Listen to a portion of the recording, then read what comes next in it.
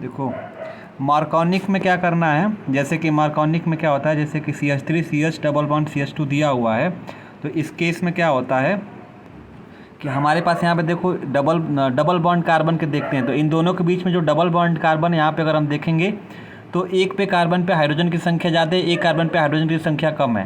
तो HBr क्या होगा, टूटेगा, Br नेगेटिव में H पॉजिटिव में, तो H क्या होता है, प्रोटॉन है।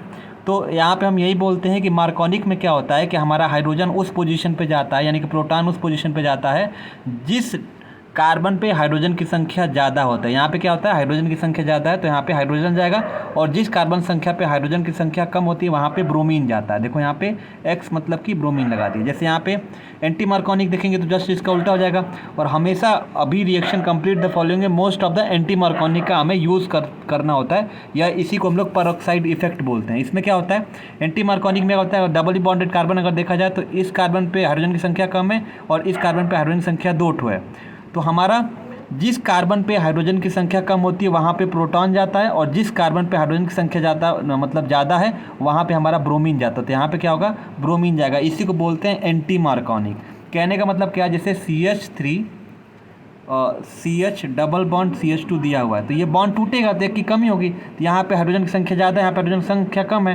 तो एंटी मार्कोनिक में क्या होता है, जैसे HBr दिया हुआ है तो Br उस पोजीशन पे जाता है जहाँ पे हाइड्रोजन की संख्या ज़्यादा होती है, तो इस कार्बन पे हाइड्रोजन की संख्या ज़्यादा है। तो ये हमारा हो गया एंटी मार्कोनिक, किसी का यूज़ होगा।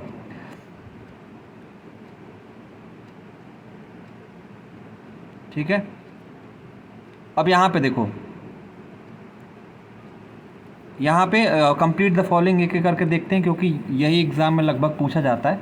तो कंप्लीट द फॉलोइंग में सबसे पहले यहाँ पे देखो ओजोनोलिसिस लिखा हुआ है और एंटी मार्कोनिक, पेरोक्साइड इफेक्ट, डाई रिएक्शन, यही सब एग्ज़ाम में आते हैं। ठीक है, एक एक करके इसी में आते हैं। तो सबसे पहले यहाँ पे अगर देखा जाए तो ओजोनोलिसिस टाइप 1 देखेंगे, टोटल 6-7 टाइप के देखेंगे। तो इस टाइप में क्या होता है, जैसे हमारे पास क्या हुआ, ये डबल बॉन्ड टूटेगा तो इस वाले कार्बन को ऑक्सीजन दे देना, एक इस वाले को दे देना, तो हमारा प्रोडक्ट इस तरीके से बन जाएगा। कभी कभी क्या होता है कि हमें इस तरीके से बना के दे देता है, इसको जोड़ना होता है, तो हम जोड़ने रहेंगे तो क्या करेंगे, C डबल बॉन्ड C, और जो लगा यहाँ पे हाइड्रोजन लगा दो, यहाँ पे CH3 लगा दो, और इधर की तरफ CH3 लगा दो, कंप्लीट द फॉलोइंग हमारा हो जाएगा। ओजोनोलिसिस सबसे सिंपल होता है। अब देखते हैं क्या टाइप 2। टाइप 2 में हमारा क्या होता है, टाइप 2 को जिसको बोलते हैं डाई एल्डर रिएक्शन, या इसको साइक्लो एडिशन रिएक्शन के नाम से जाना जाता है। इसके अंदर क्या होता है, साइक्लो एडिशन में टाइप 2 में यही होता है कि देखो यहाँ वाला क्या होता है कि यहाँ वाला डबल बॉन्ड यहाँ ट्रांसफ़र होता है और यहाँ वाला हवा में जाता है। यानी कहने का मतलब क्या है, ये कुछ इस तरीके से, जैसे हमारे पास इस तरीके से बनाता है, ये वाला बॉन्ड है ना, ये वाला बॉन्ड यहाँ पे जाता है और ये वाला बॉन्ड कुछ इस तरीके से ये हवा में आएगा यहाँ पे। इस तरीके से यहाँ वाला बॉन्ड क्या होता है, यहाँ पे आता है, हवा में आता है। तो कहने का मतलब क्या है कि जो हमारा बॉन्ड का फॉर्मेशन होगा एक साइक्लिक कंपाउंड का फॉर्मेशन होगा, और यहाँ वाला बॉन्ड कहाँ पे हो जाता है, यहाँ पे शिफ्ट हो जाता है। तो सब में वही काम करना होता है, शिफ्ट करके तुम्हें इस तरीके का प्रोडक्ट देखने को यहाँ पे मिलेगा। एकदम सिंपल होता है, डाई एल्डर रिएक्शन एकदम ईजी वे में कर सकते हैं। जल्दी जल्दी में छोटा वीडियो बनाना तो इसको हम लोग इस तरीके से देख सकते हैं। सबसे पहले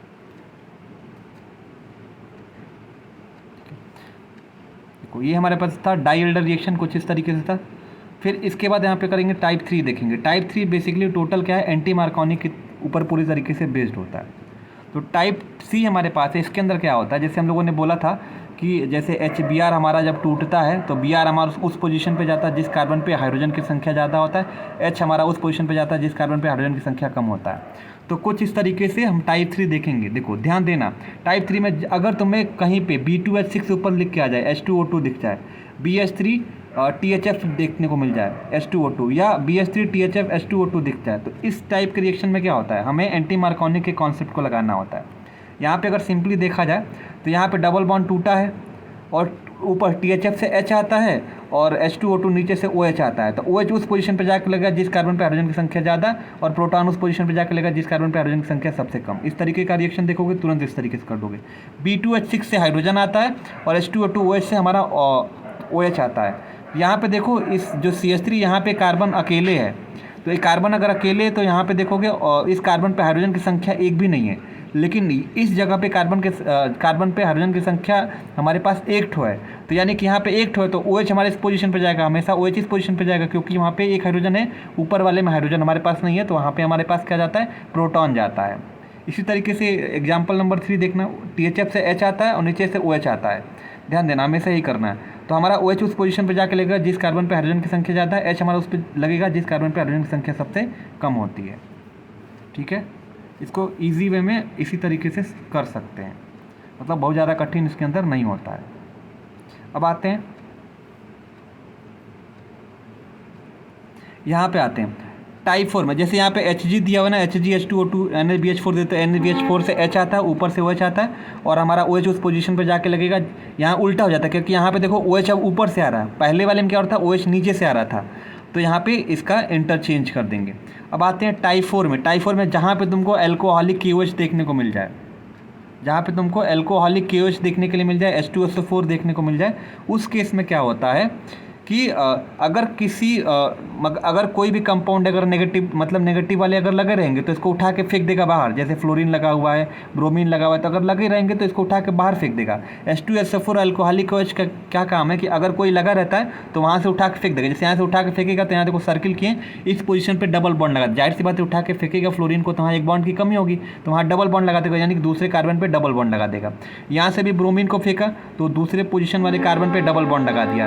इसी तरीके से यहाँ पे OH है, यहाँ पे पहले कार्बन से उठा के फेंका तो पहले कार्बन पे डबल बॉन्ड लगा दिया। तो जहाँ पे नेगेटिवली चार्ज लगे रहते हैं तो H2SO4 अल्कोहलिक KOH का काम क्या है, जहाँ पे लगे हुए हैं तो उसको वहाँ से उठा के फेंक देना और उस कार्बन पे डबल बॉन्ड लगा देना।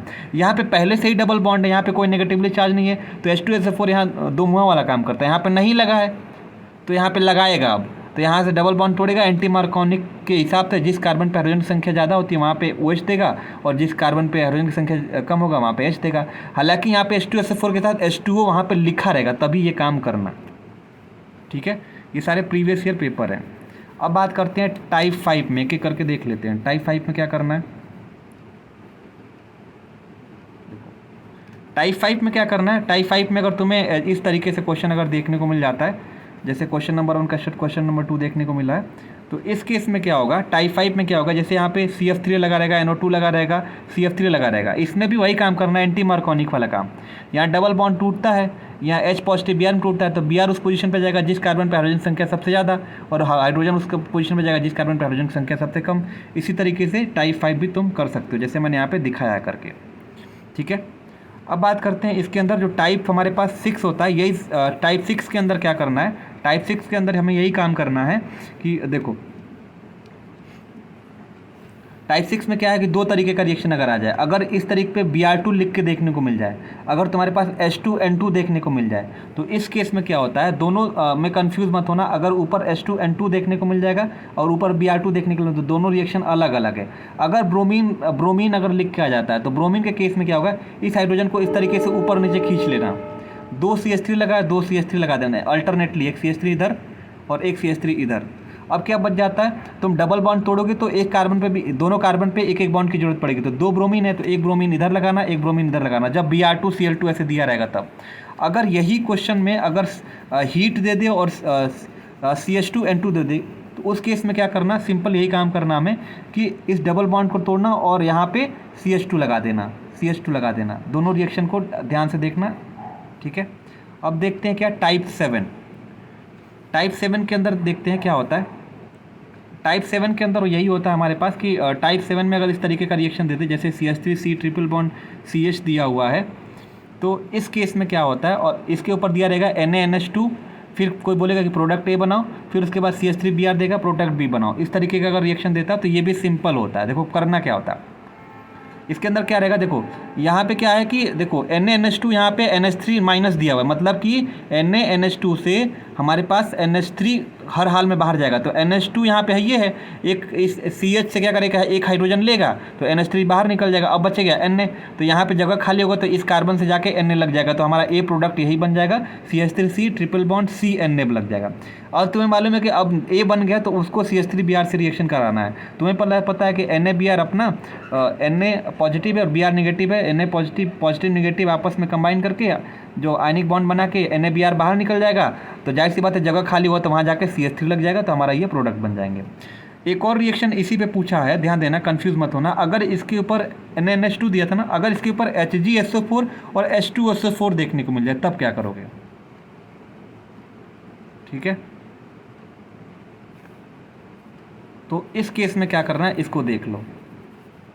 अगर तुम्हें HgSO4 देखने के लिए मिल जाए इस केस में CH3C ट्रिपल बॉन्ड CH, जाहिर सी बात है अगर HgSO4 और H2SO4 लिख के आ जाए तो सीधा साम ये दो बॉन्ड कटेगा और यहाँ पे ऑक्सीजन ले आके अटैक करा दोगे इस कार्बन पे, तो CH3CH2CH डबल बॉन्ड ऑक्सीजन, ये ट्रिक था, इसको इस तरीके से तुम लोग याद कर सकते हो। अब बात करते हैं टाइप 8 देख लो। टाइप 8 के अंदर क्या होता है, टाइप 8 के अंदर हमारे पास यही देखने के लिए मिलता है, अगर तुम्हारे पास CH3CH डबल बॉन्ड CH2 मिल जाए और Cl2 के साथ 500 डिग्री सेल्सियस के साथ हीट कराओगे तो इस केस में क्या होता है, ध्यान देना, इस केस के अंदर हमें देखने को यही मिलता है कि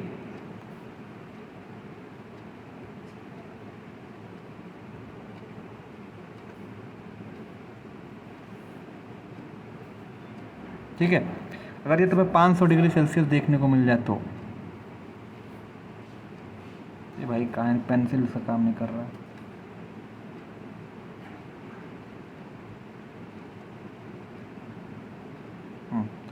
देखो अगर तुम्हें 500 डिग्री सेल्सियस देखने को मिल जाए तो इस केस में क्या होगा, अगर यहाँ पे टाइप 8 टाइप का जो रिएक्शन तुम्हें देखने के लिए मिले तो इसमें यही होता है इसके अंदर कि जैसे कि देखो यहाँ से एक प्रोटॉन निकलता है तो यहाँ पे ऊपर की तरफ क्या लग जाता है, H, एक प्रोटॉन जब निकलेगा इसके अंदर तो हमारे पास क्या होगा, यहाँ पे टोटल क्या होगा, H होगा, इस H को ऊपर होगा तो HCl 2 to Cl है तो एक H और Cl बाहर निकल जाएंगे, क्या होगा यहाँ पे देखो मैंने क्या दिखाया है कि H और एक Cl क्या हो गया कि यहाँ पे बाहर निकल गया, यहाँ से HCl लेके बाहर निकल गया तो जाहिर सी बात है इस CH2 पे एक जगह खाली हो तो जाके Cl लगा देता है, तो कुछ इस तरीके का प्रोडक्ट मिलता है। यहाँ डबल बॉन्ड को अफेक्ट नहीं करता है, 500 डिग्री सेल्सियस में डबल बॉन्ड के ऊपर अफेक्ट यहाँ पे नहीं करता है। अब देखो यहाँ पे NBS लिखा हुआ मिल जाए, कहीं पे भी रिएक्शन में तुम्हें NBS देखने के लिए मिल जाए, NBS लिखा हुआ है, ध्यान देना NBS में हमेशा ब्रोमीन जोड़ते हैं, कहाँ पे, बीटा पोजीशन पे, तो बीटा कार्बन पे हमेशा क्या लगाएंगे, ब्रोमीन लगाने का हम यहाँ पे काम करेंगे, ठीक है।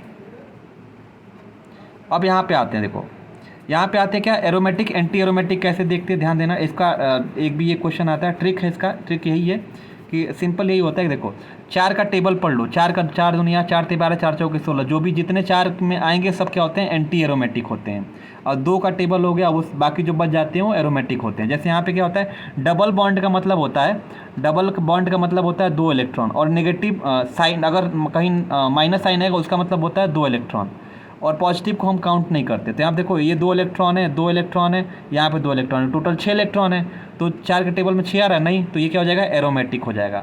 अगर 4 का टेबल आएगा तो सिंपल क्या बोल देंगे, एंटी एरोमेटिक है। देखो यहाँ पे क्या है, 2 इलेक्ट्रॉन टोटल 4 इलेक्ट्रॉन है, तो ये क्या हो जाएगा, एंटी एरोमेटिक। यहाँ पे देखो डबल का मतलब, डबल बॉन्ड का मतलब 2 इलेक्ट्रॉन, इस डबल बॉन्ड का मतलब 2 इलेक्ट्रॉन, इस डबल बॉन्ड का मतलब 2 इलेक्ट्रॉन, और इस नेगेटिव का मतलब होता है 2 इलेक्ट्रॉन, तो ये क्या हो जाएगा हमारा, 4 के टेबल में आ रहा है तो कहोगे एंटी एरोमेटिक।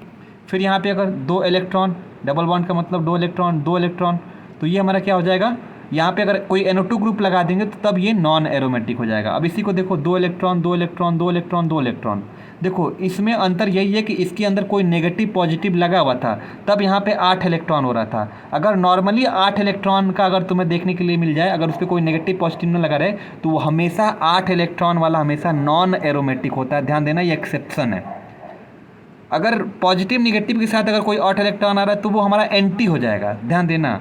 लेकिन अगर पॉजिटिव निगेटिव नहीं, अगर सिंपल अगर 8 इलेक्ट्रॉन अगर आ रहा है तो वो हमेशा नॉन एरोमेटिक होता है। इस तरीके से इसको देख लो, इसका मतलब होता है 2 इलेक्ट्रॉन, पॉजिटिव को हम काउंट करते नहीं तो 2 इलेक्ट्रॉन, 4 के टेबल वाले एंटी एरोमेटिक होते हैं ना, बाकी क्या होंगे एरोमेटिक, तो ये हमारा क्या हो जाएगा, 2 का टेबल में आ रहा है तो हमारा क्या हो जाएगा, ये एरोमेटिक हो गया। इस तरीके से क्या हो जाएगा, यहाँ पर नेगेटिव है तो 2 इलेक्ट्रॉन टोटल 4 इलेक्ट्रॉन हो गया, तो ये क्या हो जाएगा, एंटी एरोमेटिक। इस तरीके से एरोमेटिक और एंटी एरोमेटिक को यहाँ पे देखना है। इस तरीके से सारे क्वेश्चन को यहाँ पे सॉल्व कर लोगे, ठीक है।